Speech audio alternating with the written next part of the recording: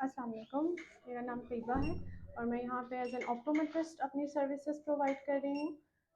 इस वक्त में पेशेंट की ऑटो रैफ हो रहा है। यहाँ पे ऑटो रैफ मीन ऑटो रिफ्रैक्टर।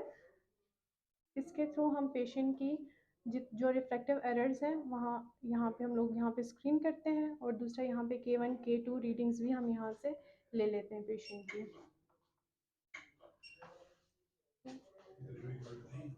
जी, मैं किंग एडवर्ड मेडिकल यूनिवर्सिटी की ग्रेजुएट हूँ और मैं यहाँ पे एज अ सीनियर ऑप्टोमेट्रिस्ट सर्व कर रही हूँ। और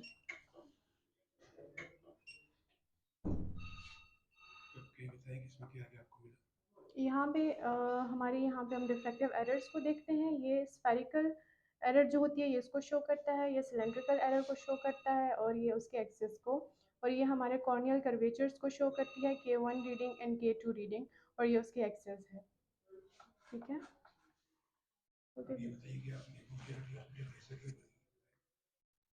और महबूब चैरिटी हॉस्पिटल मेरे लिए एक बहुत अच्छी अपॉर्चुनिटी है।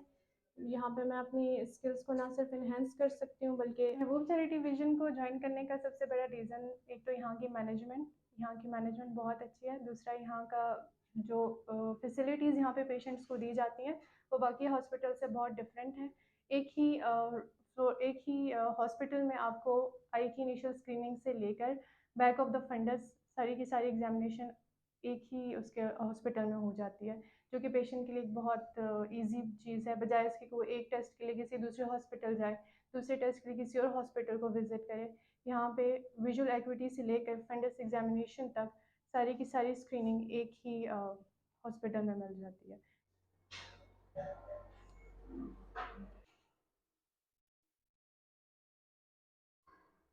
अस्सलाम वालेकुम, मेरा नाम तैयबा इरशाद है और मैं यहाँ पे एज अ सीनियर ऑप्टोमेट्रिस्ट अपनी सर्विसेज प्रोवाइड कर रही हूँ।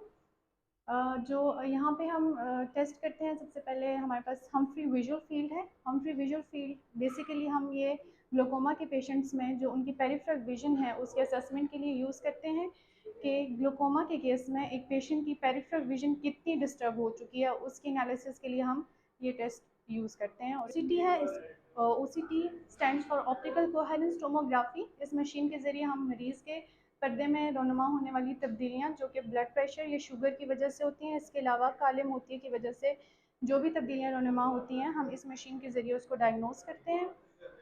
और ये एक बिल्कुल नॉन इन्वेजिव तरीका है। जैसा हमारे पास FFA में एक डाई इंजेक्ट करके उसके बाद एनालिसिस होती है, ये within seconds without any dye हमारे पास फंडस की एनालिसिस हम इसमें कर लेते हैं।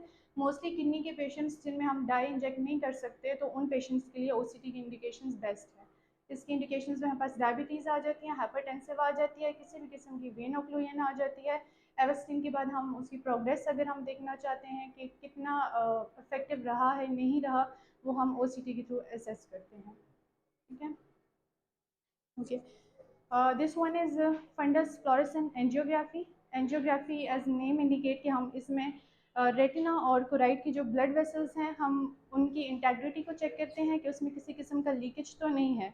इन केस अगर उसमें लीकेज है तो फिर हम उस बेस पे हम डिसाइड करते हैं कि हम अपने पेशेंट को PRP के लिए रेफ़र करना है या एवेस्टीन के लिए रेफ़र करना है।